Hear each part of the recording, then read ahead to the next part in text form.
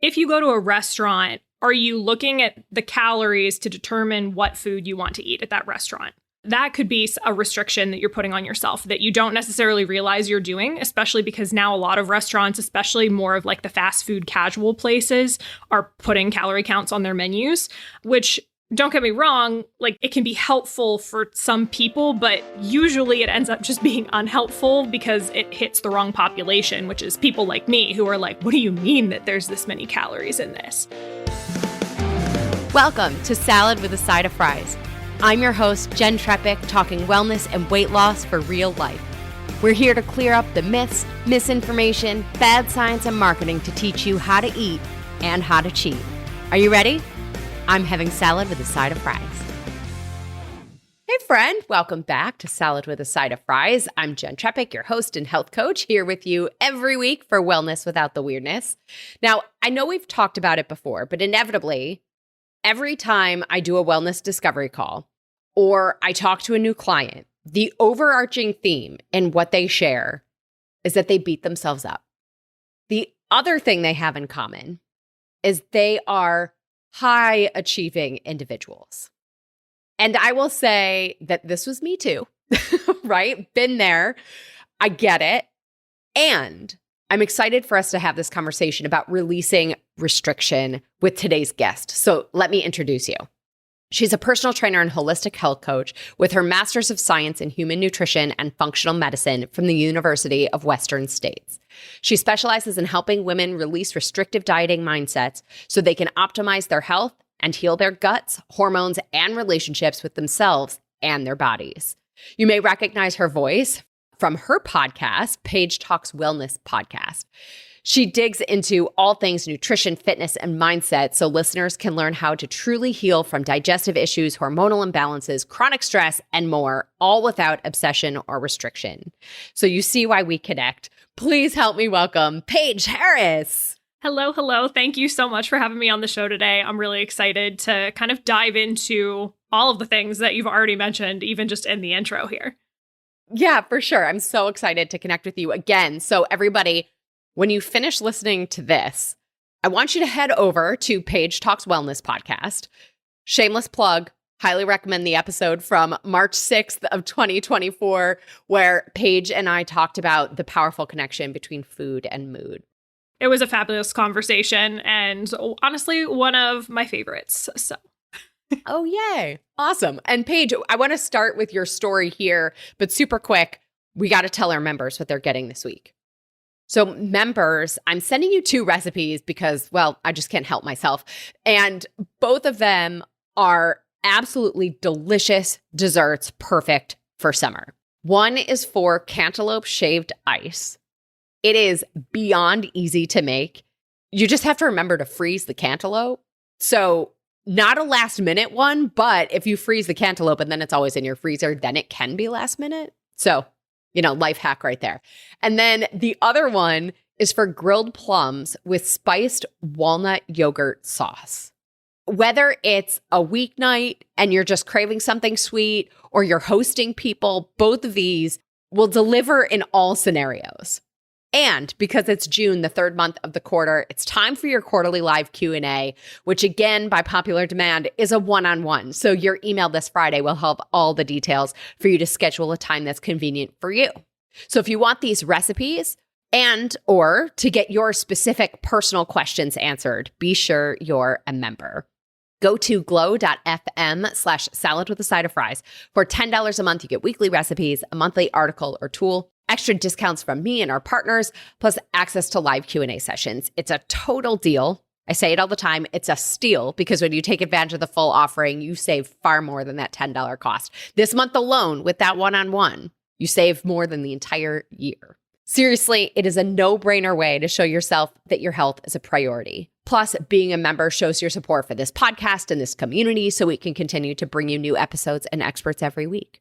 So remember, all you have to do is go to glow.fm/salad with a side of fries, or just click the link in the episode notes because that's a lot easier. Once you're there, you click the little I agree and then support now, enter your email and payment info, click subscribe, and you're done. You'll get this week's recipes for the cantaloupe shaved ice and grilled plums with spiced walnut yogurt sauce, plus your quarterly live Q&A, which is just you and me. Okay, Paige.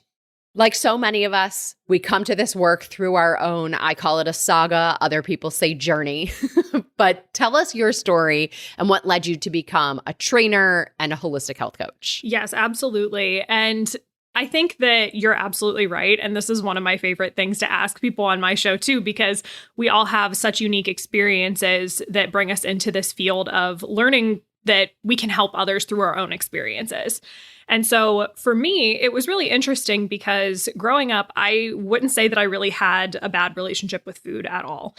Same. I was definitely just somebody who went through life, ate what I wanted to eat for the most part, grew up in an Italian family. So we had Sunday dinners every week. You know, there was no shame around food whatsoever.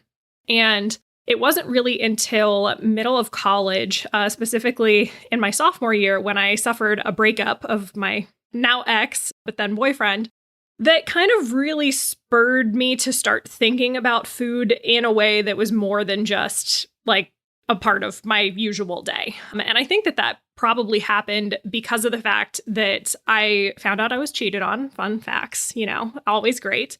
Yeah. But then I was also just told like, oh, I just don't love you anymore, which is a valid thing. And obviously, like, that's fine. I'm now happily married and have a baby coming in a few months here. So it's definitely, you know, no harm, no foul now. But at the time, my perfectionistic brain was like, what do you mean you don't love me anymore? Like, what is wrong with me? Right. Like, obviously, that's about me. Exactly. Yeah. It's a me problem. It's definitely not going to be a him problem. And so I was like, well, what is wrong with me? And so I decided, like I know many women do, I'm going to go for the revenge body. Like, I'm already kind of thin. I danced for 16 years growing up, and I was involved in like musicals and doing extracurriculars and constantly on the move. And as one does when you get to undergrad, if you're not participating in a sport, it's just kind of like, okay, well, unless you go to the gym, you're just stagnant. You're not really doing anything. And so my body composition hadn't changed that much, but I was like, you know, let's dig into this. Let's try and do the best I can here. And the best that I could wasn't really the best that I could. It ended up being the most restrictive that I could. And because I kind of thrived in that perfectionistic tendency, I decided I was going to create all of these different rules for myself. So one of my rules was like, I was going to wake up and the first thing I did was a Jillian Michaels DVD workout every morning without fail, no rest days, because who takes rest days? Obviously, don't take any for the week. Yeah, do not take any of this as advice, and please don't do any of this. Like, right, exactly. This is the what not to do manual. But then I basically went through and decided, actually, because of a roommate that I had who was also counting calories at the time, she kind of got me into that whole sphere. And so I was like, I'm just going to pick an arbitrary amount of calories for myself. This had absolutely nothing to do with the fact that, you know, I'm 5'8". I'm a large person, like overall. And so for me, the calorie amount that I chose, which I'm not even going to say because I don't want people to choose things like this, was not enough food by any means. And so I would wake up and have the exact same thing for breakfast every day. And I would have the exact same snack, an exact same lunch, an exact same snack in the afternoon. And I was constantly just hungry, basically. And to me, I was like, look at me go. I'm doing so well because I'm following my rules. I am being the perfectionist. And weirdly enough, but also not, I was getting so much praise from everyone around me going, wow, you're so strong. I could never do anything like this. Or wow, you have so much willpower. Like, I would never be able to just eat the same thing day in and day out. And that built me up because those kinds of things are talked about in society all the time as being like, oh, that's discipline. That's strength. And little did they know on the inside, I was like not thriving at all. I basically never slept through the night. I would constantly wake up, have to go to the bathroom, be awake because my stomach was actively growling at night. I got really, really cold all the time. There's actually still a picture of me and my two friends. We were in a movie theater in the summertime and I was wearing a winter coat. And I was just like, yeah, it's cold in movie theaters. Yes, but it shouldn't be like wear a winter coat in July type of cold. Yeah. And so I kind of went through that for a while until I ended up, you know, getting to the end of my fall semester of junior year, and that was right before I was going to a study abroad trip. And right before that trip, I went out to dinner with my mom, and she actually sat me down and she was like, I just want you to know I'm worried about you. And honestly, I just like started almost losing my mind there because someone finally saw it for what it was, which was it was disordered. Like I was hiding it from everybody and everyone thought it was a good thing, except my mom kind of like pointed at me and was like, hey, you're not doing the right thing here, are you? And so I kind of made that vow to myself that I was going to go on the study abroad experience and have the time of my life. And part of that was I was staying with a homestay family. And so I didn't even have control over my food at that point. Breakfast and dinner were provided by the family. I had to eat it. And I was in Nice, France. And if anybody knows anything about French culture, if you do not eat what's put in front of you, you are rude. And as an American, you really don't want to be rude because they already think that you're rude. So like you don't want to add insult to injury. Just confirm the fact. Yeah, right. Absolutely. So I went and stayed with my homestay and I was really nervous about this, but turns out I ate all the food. I quit my crazy exercise routines. And nothing really happened to my body. I put on a little bit of weight, but nothing ridiculous. And all of the things that I thought were going to happen, like I was just going to gain 50 pounds. I was going to be out of control. I wasn't going to be able to have control over anything because I didn't have control over that food. And that's not what happened at all. I ate bread every day when I had previously told people like, oh, I don't like bread that much. That is such a lie. That is one of my favorite foods. I was eating, dessert every night and still being like, this is okay. This is being put in front of me. And look, nothing bad is happening.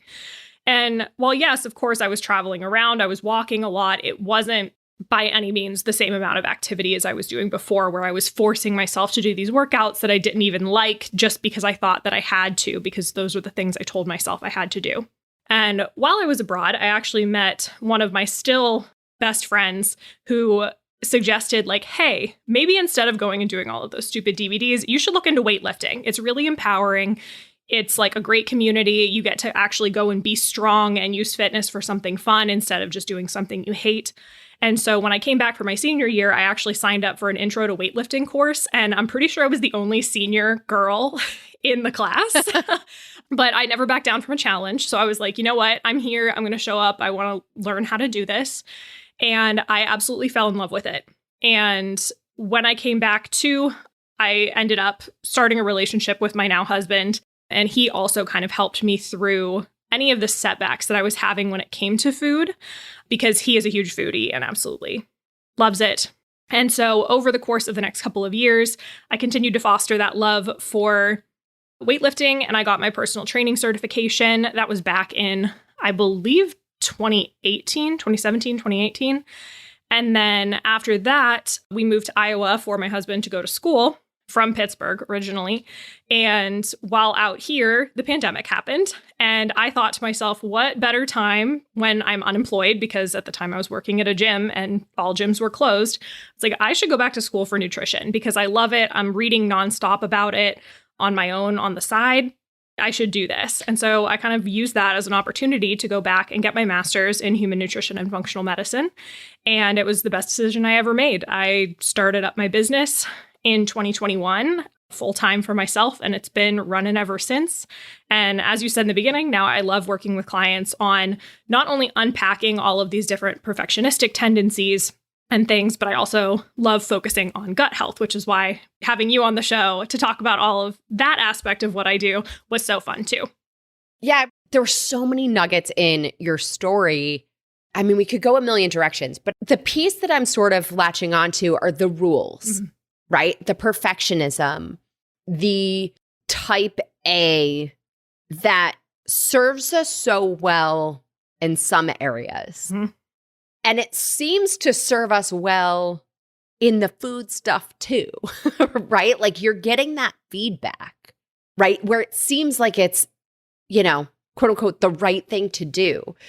I also know that there are some people listening who are sort of like, I don't know that I would describe myself as type A or a perfectionist, but what else does these food rules and restriction look like or sound like? Maybe described a different way, or how can everybody sort of identify for themselves that they fall into the spectrum of this? Yeah, absolutely. So one of the things that I like to talk with my clients about is kind of like, if you go to a restaurant, are you looking at the calories to determine what food you want to eat at that restaurant? That could be a restriction that you're putting on yourself that you don't necessarily realize you're doing, especially because now a lot of restaurants, especially more of like the fast food casual places, are putting calorie counts on their menus, which, don't get me wrong, like it can be helpful for some people, but usually it ends up just being unhelpful because it hits the wrong population, which is people like me who are like, what do you mean that there's this many calories in this? And so that could be something to look at. Another thing that really was kind of a key into me realizing that I had a problem was having the intense periods of restriction followed by binge eating. And I actually just released a podcast episode today over on Paige Talks Wellness about like the difference between indulging and binging. And so for me, this kind of looked like I would go all day eating my normal like meal plan, like I said. But then sometimes, not all the time, but sometimes, if I was alone and it was the end of the day and I had a bag of granola in my cabinet, I would find myself standing in front of that cabinet with my hand in the bag of granola, and I would eat the entire bag of granola. Like, this isn't something like, oh yeah, I just wanted a handful or I put it on some yogurt or something. You know, granola is a totally healthy thing to include in a meal, but I would literally sit there and eat the entire bag and then be like, I wasn't even hungry. Why did I do that? And that kind of clued me into, something isn't quite right here. Like, I didn't feel hungry. I didn't even like the taste of it by the time I got to the end of it. It was just like I needed, for some reason, to compulsively do that. And in reality, it's because my body was starving for food and it was going to get it any way that it needed to.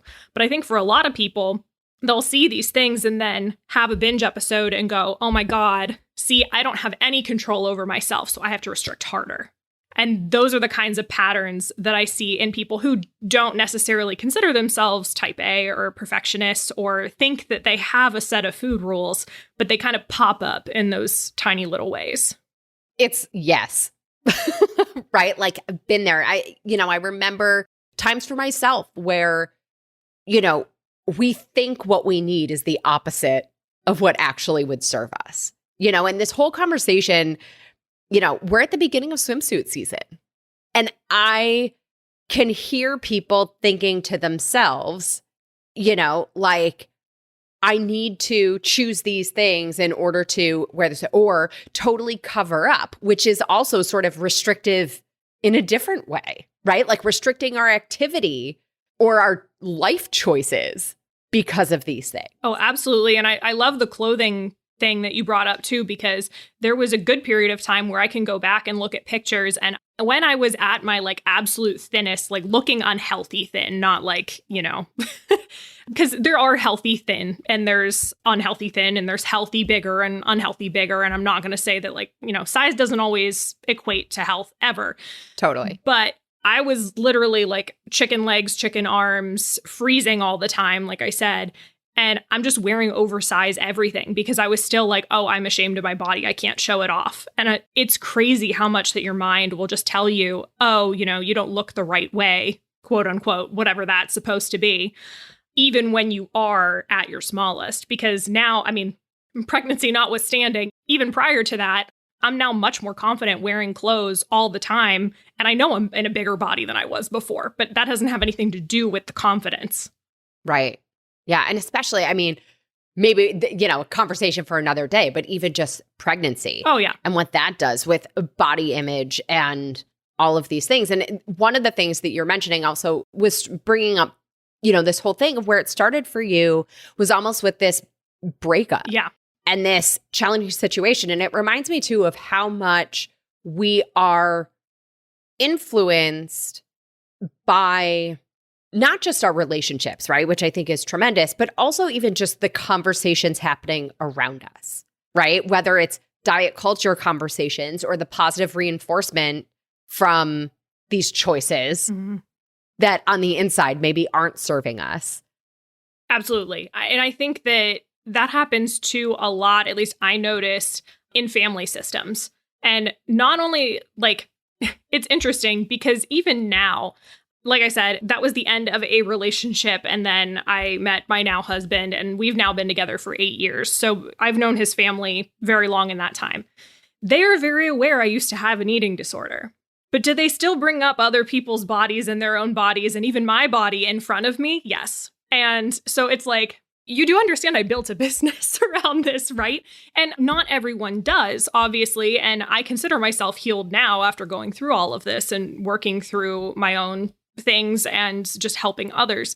But that's not the same case for everyone. Like, other people might be in a more fragile state, and having one offhanded comment from a family member, or even having a family member make a comment about themselves, that person might be like, oh, well, if she thinks that she doesn't look good for this reason, and I know that I'm like bigger in this way, or, you know, my clothes fit in this way, then I'm even worse. And what does that say about me? And that means she hates me.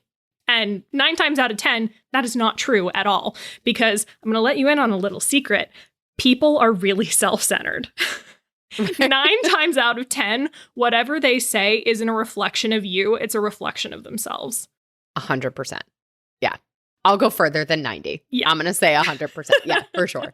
So one of the things that you talk about all the time is shifting from this restrictive mindset to a nourishing one. And that's a tremendous shift. And I want to get into some actions that people can take for that. But really quick, before we do that, maybe not really quick, but before we do that, I can also hear the person who says, I'm anxious.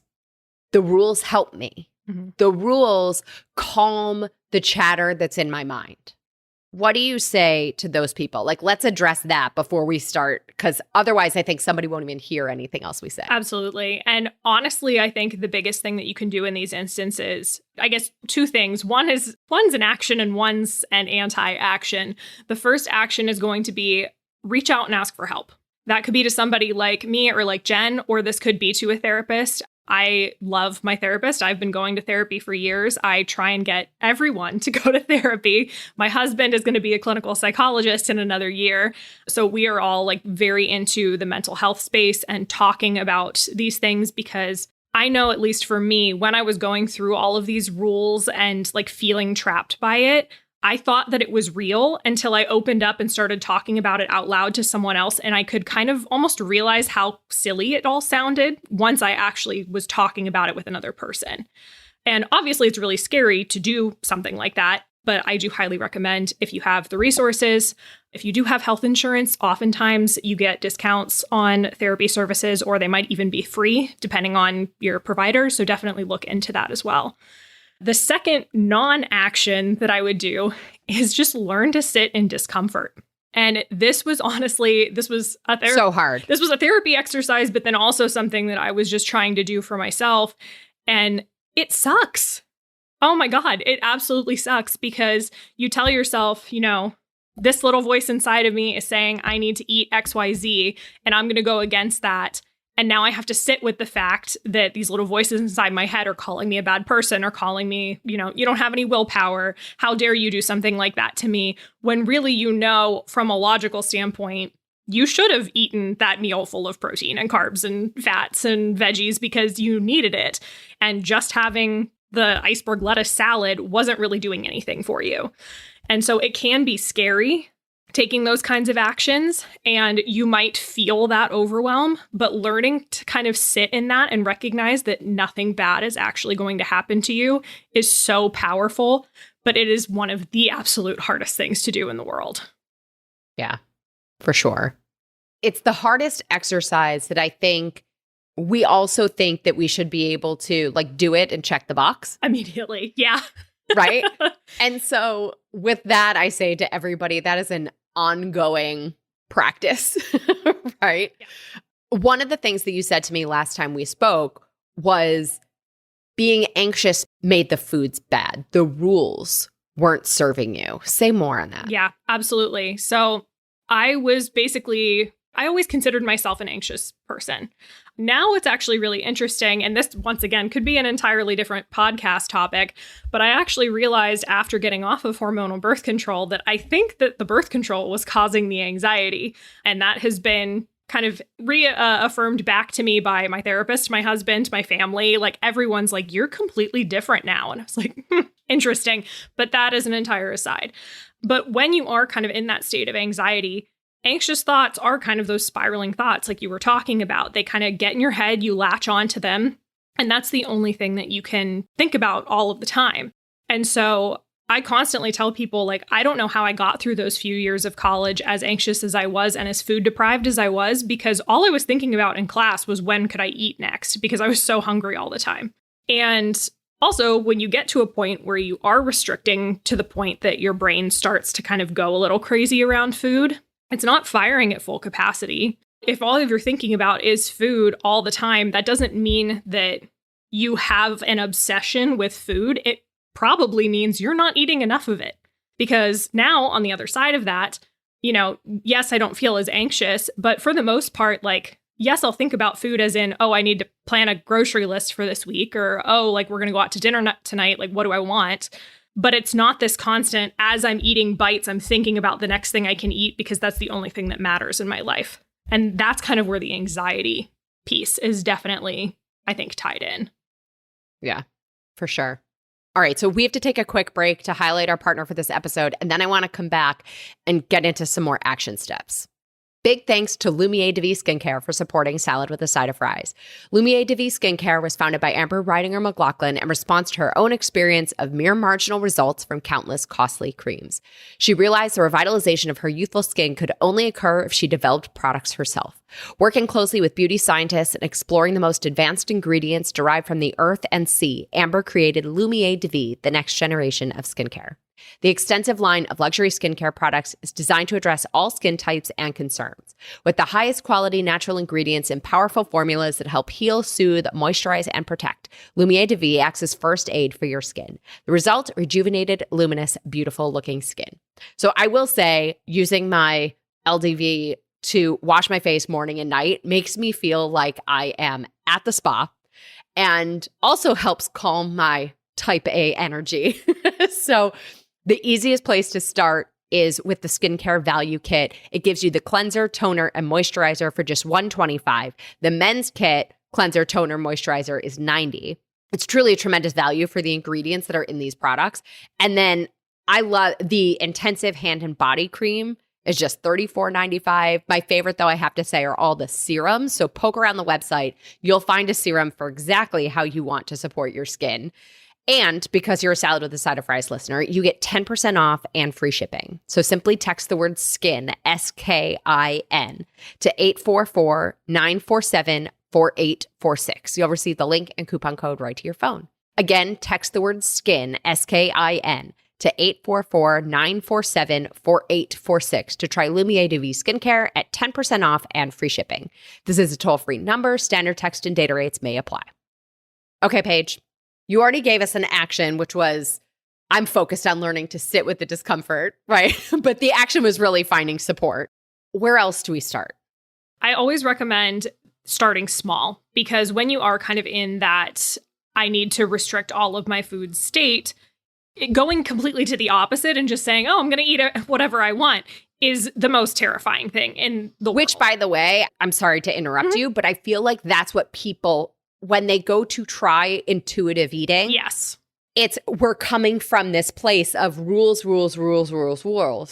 I can't even say that many times, right? And then we expect to flip a switch and go to this other extreme. Yeah, and just think, oh, okay, this is going to work for me. And oftentimes all that ends up doing is people just feel bad about themselves. They probably also don't feel that good in general, because the interesting thing about restricting your food for a really long time is that it's kind of what your body learns to expect, unfortunately. And so because of that, when you do then go and eat a quote normal sized meal or a larger meal for you, oftentimes your digestive system is going to be like, what the heck are you doing to me? Now I'm going to make you feel super sick, which then tells your very anxious mind, oh my God, I did something wrong. See, I'm not supposed to be eating this much food. Now my stomach hurts. And then that cycle just kind of continues. But what really is happening is as you're continuing to restrict food over time, your digestive system is like, I guess we don't need to make digestive enzymes. I guess we don't need to make stomach acid because she's not giving us any food anyway. So why would I waste the small amount of resources I have on doing these things? And so it oftentimes doesn't make sense on a physical or a mental standpoint to just be like, oh, I'm just going to flip and just eat everything under the sun. So what I usually recommend that my clients start doing is make really, really small additions to your meals. So for example, say that you usually eat 2 eggs in the morning and maybe other things, maybe not, but add a 3rd egg. That can be it for that day, like have a little bit more of something that you already do. It already feels safe for you. And it's not something that's going to seem absolutely crazy. And then maybe the day after that, if you're used to having like a 1/4 cup of rice, have a 1/2 cup of rice. If you're used to having, one little tiny chicken sausage, have a 2nd tiny little chicken sausage. Like do those small incremental things. And I often say, like, if you do feel really anxious, starting with those foods that you're already eating, going to be the best way to start, because then you're going to start realizing, hey, I can eat these things.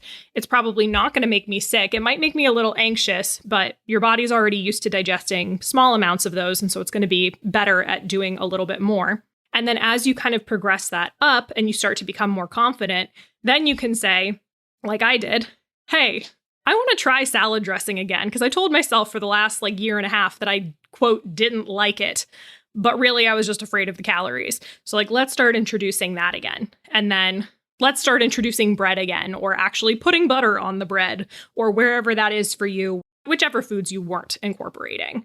But kind of stacking that up gradually is going to do much better, not only for your anxieties around the food, but also around the physical aspects of it as well, where you're not going to make yourself feel sick, which reinforces that anxiety. Yeah, for sure. I could also picture somebody almost to some degree, not to the same extent, but mimicking your France experience. Mm-hmm.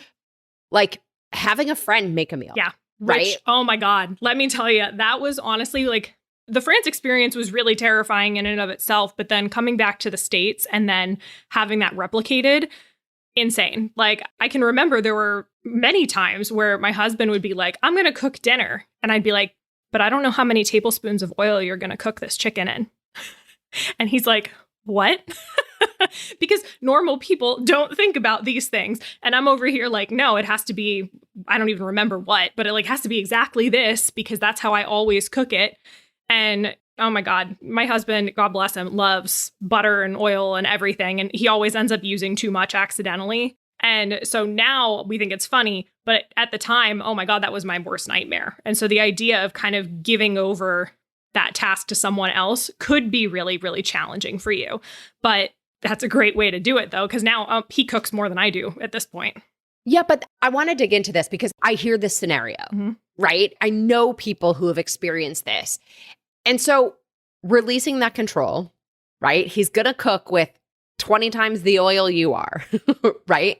What did you do for yourself, especially in the beginning, to kind of ride that wave of the discomfort and get through that particular situation of sitting in the discomfort? Absolutely. So, I mean, I'm not going to lie. In the beginning, I probably just didn't eat the whole meal. And is that the correct thing to do? I don't know. I don't know that there is a correct. I mean, it's all. But yeah, I can definitely, thinking back, I can definitely remember being like, oh, I'm just going to eat, telling myself once again, make up some random rule. Oh, I'm just going to eat half, because then I can put half away and that can be a separate meal. And then it's probably the same amount of calories, whatever my brain decided to tell me that day. I now would recommend, eat it, enjoy it, try your best. Is that going to be really challenging? Absolutely. And like I said, I definitely wasn't doing it perfectly in the beginning and just saying yeah, let me eat the whole thing. It was much easier to do something like that in France with a host family who was going to hate me if I didn't eat their food. But when it's somebody sometimes it's okay, well, they're not going to be offended if I just put this in the fridge for later, versus, everyone's going to be different. And those are all different situations. Yeah, for sure.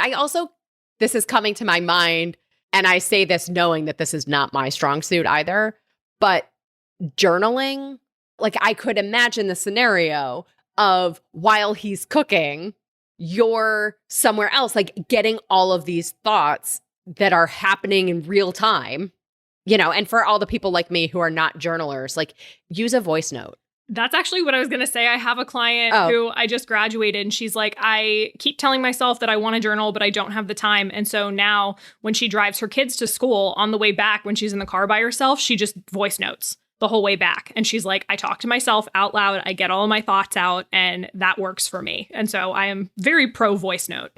Is there a prompt that you would give somebody for those situations? Or is it that what they want to get out is whatever they're thinking in that moment? Like, how can we guide people through that? So the biggest thing that I usually tell clients to do to get to the really like true root cause of like what is causing this is just keep asking yourself, but why? And eventually you're going to get to the bottom of this rabbit hole. So like to take the cooking with butter thing as an example. So I'm terrified to eat this food. Why? Because my husband is using too much butter. Why? Well, I mean, he loves butter. Why? It tastes good. Why? Like, oh, this is actually really interesting because now I'm thinking like, oh, it tastes good. It has good fats. I have a couple of posts on Instagram about how butter is like a hormone balancing powerhouse. I absolutely love it. And so I know that it is decent for me. But then I can also think like going back to the body parts, it's like, okay, well, why does this make me nervous? I don't know. Usually it ends up being like, I'm afraid I'm going to gain weight from eating this. Like, it's terrible and it's shallow and it's vain, but it's really what everyone is thinking when they're talking about restricting food. It's like, if I eat this thing, I'm going to be a bad person. Or if I eat this thing, I'm going to gain weight, which makes me a bad person. But when you say those things out loud, you can't tell me that any of that sounds true because it's not. Right. And so oftentimes, like trying to just kind of go down that why rabbit hole can kind of get you into why is this situation happening in the first place? And then why am I so anxious about it? The key is you have to be honest with yourself, which is also really challenging for people. And that's going to be a case by case basis as to why you're not being honest with yourself. Yeah. Takes time. Yeah. Right. Right. And again, that might be something that you start to do just by yourself. And then if you're really being honest, But then the other thing that I'm thinking of, going back to this piece of gut health and the fact that after restricting or not eating certain foods for extended periods of time, and the body will stop producing the enzymes and the bugs in the gut that allow us to digest some of these things, right? Disappear, right? They die. We stop making them. How do we know, as we're going through this process, if it's the food itself that's creating discomfort, if it's our digestive system creating the discomfort and we need to sort of keep going or support that, or if it's even just our feelings of control or anxiety creating the discomfort? That is one of the hardest questions to try and answer. And obviously, once again, that's going to be different for everyone. Like, it depends. And every situation. Yeah, exactly. Oftentimes, what I try and tell people when it comes to specific instances or like foods like that, where it's like, this thing makes me sick. Okay. When you ate it, what was going on that day? Were you already anxious going into it? Did you wake up already feeling like, really anxious? Or did you have something big later you were excited or nervous or something about? Or did you wake up and it was just a normal day and nothing was wrong and nothing was on your mind? Because those two things are already, like you said, going to prime your body for two different responses. There have been times where I've eaten foods that normally agree with me, but I'm just so hyped up about something that it ends up making my stomach hurt. So that is a totally valid thing that all humans experience. But then on the converse side, if it is a normal day and you eat this food and it makes you feel sick, let's treat it like a science experiment. Don't count it out just yet, but wait for another day where you're feeling positively about it. Don't sit there and go over in your mind, this made me feel sick last time, because oftentimes anxiety will kind of trick your body into being like, oh, well, it made me feel sick last time, so it's going to make me feel sick this time. Those kinds of things can also happen. And so really trying to get in the mindset of, this is safe, I'm going to be okay. Chances are, if you didn't have like an anaphylactic reaction, it's really safe and it's going to be okay. And then you can kind of see from there, okay, did that make me feel sick again? At that point, maybe pull it back out for a little bit. But I think that trying at least twice to try and prove like, okay, hey, there is actually something about this food that's doing something to me, and not just the experience of, oh, I was keyed up that day, is going to be a really not necessarily easy thing, but easier thing to do so that you can focus on including as many foods as possible and getting them back into your diet. And also, a lot of the times when you start to reintroduce things, like you said, the gut bacteria start to come back, the digestive enzymes start to come back. And it actually is easier for you to digest the second, third, fourth, fifth, etc. time than it was the first time. And so counting something out first time, probably not your best idea. Okay, so wrapping this up, one of the other things that I see all the time, and I'm curious if you see this too, is that people will make progress and then regress. How often do you see that? What is a recommendation for those moments? Honestly, stay the course. I see that in every single one of my clients. I saw that in myself. I still see that in myself, maybe not to the same debilitating degree because I've been working on it for so long, but oftentimes, you see those like really inspirational quote unquote posts on Instagram of like what success is supposed to look like. And it's the linear line like going straight up. But really it's, it's really bumpy and you dip down here and then come back up here and move along. And everyone is going to have those setbacks where you have an anxious moment or you're triggered by something or something, big happens in your life that is scary and you revert back to those coping mechanisms and that restriction because it makes you feel safe. It's something you have control over. I'm speaking from experience here. I did that multiple times, but it's important to recognize in those moments that you had come so far and also that one weak point or that one quote failure point isn't really a failure by any means. It's okay to not be perfect. It's okay to like have those moments where you're just feeling right back at the start. But the important thing is you don't let that ruin your progress in the sense that the next day, wake up and keep doing what you were doing because it was working for you. You know that. And so I think just putting less pressure on yourself is what's going to get you through that the most. But that takes constant trials and constant like picking yourself back up attitude. And there might be some days where you're just like, screw it, I just don't care. And I'm going to, go back into my old habits. But the next day, get a good night's sleep, come back at it the next day. Yeah. It's hard. Anticipate. Yeah. Yeah. And anticipate that it's going to happen. Like you said, right? It's not a straight line, knowing that it's going to have these ups and downs. And I think the other thing is to resist the urge to add rules back in. Yes. Right? This new place is very uncomfortable, right? We don't know it as well as we know the rules. And so resist the urge to add rules to find the control. Exactly. Yeah. Awesome. All right. We could keep going forever, but I think we should move to our rapid fire off-topic questions. Love it. Are you ready? Probably not, but let's do it. Right. No, they're easy. They're easy. What's the best thing you've done for your health this week? What's the naughtiest thing you've done related to your health this week? Oh my goodness. Okay, best thing I've done for my health this week is probably just lifting. Like I've mentioned offhandedly, I'm currently 31 weeks pregnant.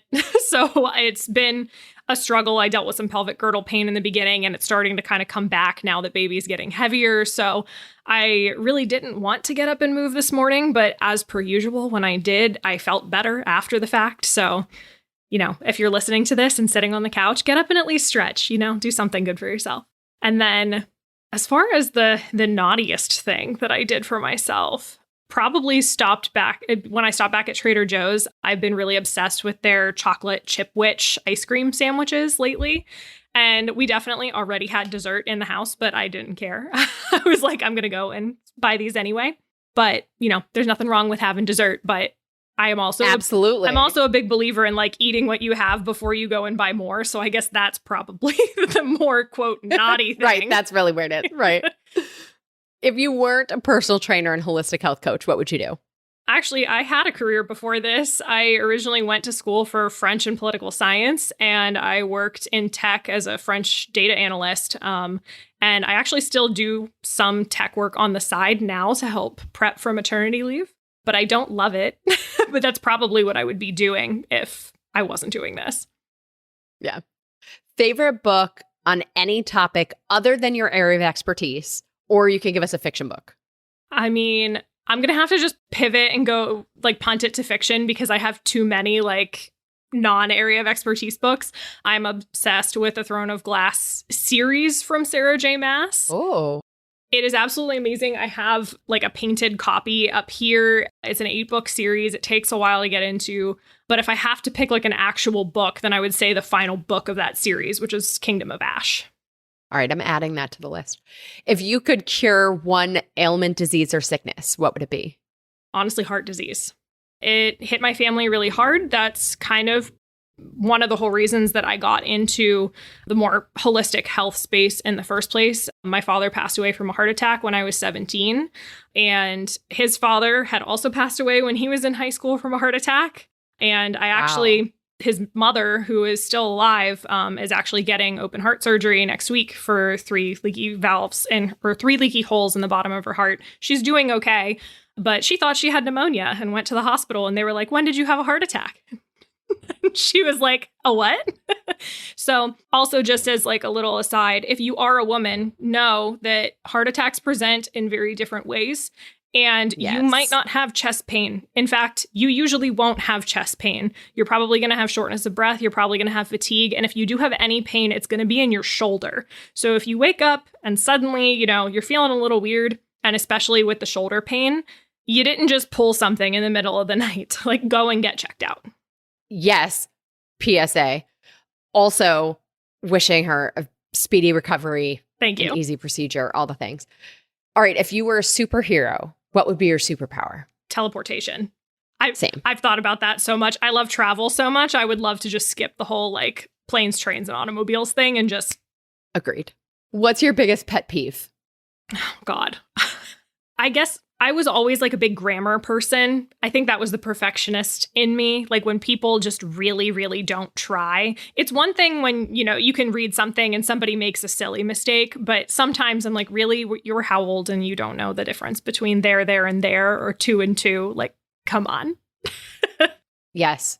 Be glad you're married and you're not on the dating apps to see what is happening. I know. My poor friends. It's terrible. Yeah. And I guess to sneak in a little one, if you are married, this will probably ring true. One of my other pet peeves is my husband does not shut cabinet doors. It's actually in our wedding vows. He said, I promise to try and shut cabinet doors. And it doesn't happen. It's really bad. At this point, I just look at him and he's just like, "You know who you married." And I'm like, "Yeah, okay, thank you." Oh my God, amazing. All right, last one. In your opinion, what's the next frontier in wellness? Honestly, I'm going to go gut. I really think that gut microbiome and gut mapping and GI maps and all of those testing, that has really been exploding over the years, especially when it comes to not only just gut health and making sure that you don't have a stomach ache, but also things like the gut-brain axis, like we talked about on our episode of my show, as well as just different mental health issues. There's so many new studies out about how people with different gut microbiomes might be more predisposed to be depressed or to have anxiety or some other mental conditions. And I think that as that research continues to develop, things are going to go very well. For sure. Well, Paige, thank you for being here. Tell everybody how to connect with you, where to learn more, all the things. Yes, absolutely. So you can go and obviously find my podcast, Paige Talks Wellness, wherever you listen to podcasts. And then I also have a website at www.imperfectlypaigewellness.com. And Imperfectly Paige Wellness is all of my socials too. So Instagram, Twitter, TikTok, you name it. Yeah, and we'll put links to everything so it's easy to find. Click and get to you. Thank you again for being here. Yeah, absolutely. Thanks so much for having me. Yeah.